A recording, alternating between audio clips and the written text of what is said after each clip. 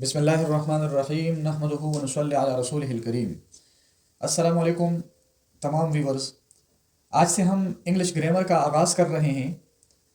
انشاءاللہ اس کو آپ سیکھ کے بڑی آسانی سے انگلش بول بھی سکتے ہیں، سمجھ بھی سکتے ہیں اور لکھ بھی سکتے ہیں۔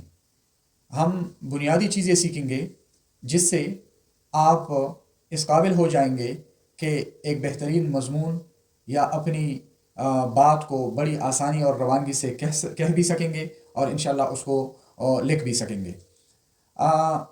گرامر انگلش کے لیے اتنا ضروری ہے جس طرح دیکھنے کے لیے آنکھ ضروری ہے اور سننے کے لیے کان کا ہونا ضروری ہے۔ تو بنیادی طور پر ہم جب بھی کوئی بات کرتے ہیں تو اس میں جملے کا استعمال ہوتا ہے۔ ہم جو بھی مکمل بات بولتے ہیں تو وہ ایک جملہ ہوتا ہے۔ جملے میں بنیادی چیزیں وہ تین ہوتی ہیں: فعل، فاعل اور مفعول۔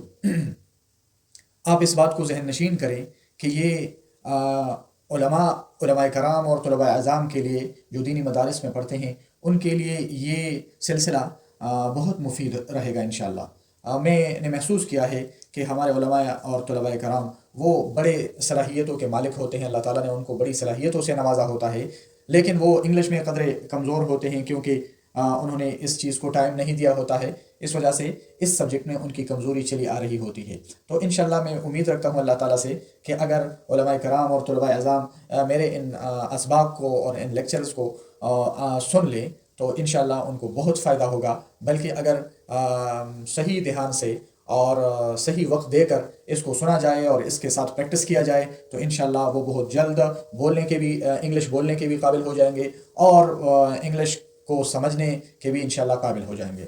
تو آج ہم جملے کے بارے میں پڑھتے ہیں کہ جملہ کیا ہے، بنیادی طور پر جملہ کن چیزوں سے مل کر بنتا ہے۔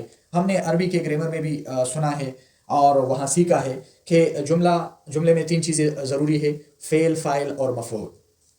اسی طرح بالکل اسی طرح انگلش میں بھی یہ تین چیزیں ضروری ہے کہ جب بھی آپ کوئی بات کرتے ہیں، آپ کوئی جملہ بولتے ہیں تو یہ تین چیزیں اس میں ہونا ضروری ہے، اور یہ تین چیزیں خود بخود اس جملے میں موجود ہوتی ہے۔ بس صرف آپ کو ان چیزوں کی سمجھ آنی چاہیے اور ان کو پراپر اور اچھے طریقے سے استعمال کرنا چاہیے۔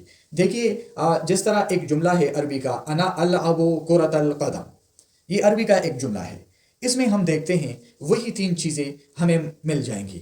دیکھیں انا کو میں نے یہاں فاعل لکھا ہے۔ یہ عام طور پہ عربی دان اور عربی والے علماء اور طلباء حضرات وہ جانتے ہیں کہ اس کو مبتدا بولتے ہیں، لیکن آپ اتنا یہاں سمجھیے کہ یہ ایک فاعل ہے۔ اور پھر اس کے بعد العبو یہ فعل ہے اور کرۃ القدم یہ مفعول بن گیا۔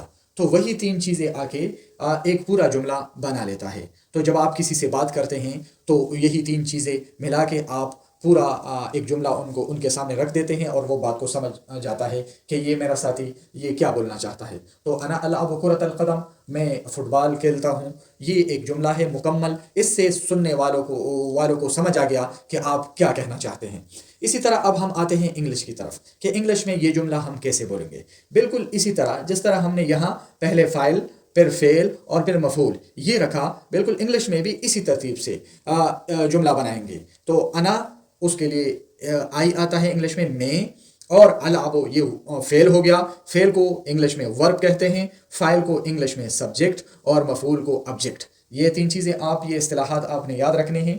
فاعل کو سبجیکٹ، فعل کو ورب اور مفعول کو آبجیکٹ کہا جاتا ہے۔ تو اب آپ اس جانب دیکھیے، وہاں جملہ لکھا ہوا ہے آئی پلے فٹ بال۔ وہاں پہ آئی جو ہے وہ سبجیکٹ ہے اور پلے یہ ورب ہے اور فٹ بال یہ آبجیکٹ ہو گیا۔ تو وہی تین چیزیں سبجیکٹ، ورب اور آبجیکٹ، وہ تین چیزیں یہاں آ کے یہ پورا ایک جملہ وہ تینوں مل کے جملہ بنا لیتے ہیں۔ اور انگلش میں زیادہ تر یہی ترتیب چلتی ہے۔ عربی میں تو اگر آپ کو پتہ ہوگا کہ وہاں پہ کبھی فعل پیچھے آ جاتا ہے، فاعل پہلے آ جاتا ہے، کبھی بعد میں فاعل آتا ہے اور کبھی مفعول جو ہے وہ مقدم ہوتا ہے۔ انگلش میں زیادہ تر یہ نہیں ہوتا۔ بس سمپل آپ اگر جملوں کو رکھیں گے اور بالکل سادہ انداز میں آپ انگلش بولنا چاہتے ہیں اور انگلش سمجھنا چاہتے ہیں، تو یہی ترتیب آپ ذہن میں رکھیے کہ آپ سب سے پہلے سبجیکٹ یعنی فائل کو یوز کریں، اور پھر اس کے بعد فعل لے آئیں، اور فعل کے بعد اگر کوئی اس میں مفعول کی ضرورت ہو تو آپ اس مفعول کو استعمال کریں، جس طرح اس جملے میں ہے کہ آئی پلے فٹ بال، تو آئی سبجیکٹ ہو گیا اور پلے یہ ورب ہو گیا، ان دونوں سے بھی جملہ بن جاتا ہے، جس طرح آپ نے عربی اور دوسرے گرامرز میں پڑھا ہے کہ وہاں پہ جو افعال لازم ہیں، جو فعل لازم ہوتا ہے تو اس میں مفعول کی ضرورت نہیں ہوتی، تو یہاں پہ بھی اگر ہم آئی پلے میں کھیلتا ہوں تو بس بات کچھ نہ کچھ مکمل ہو گئی ہے، لیکن اگر آپ پورے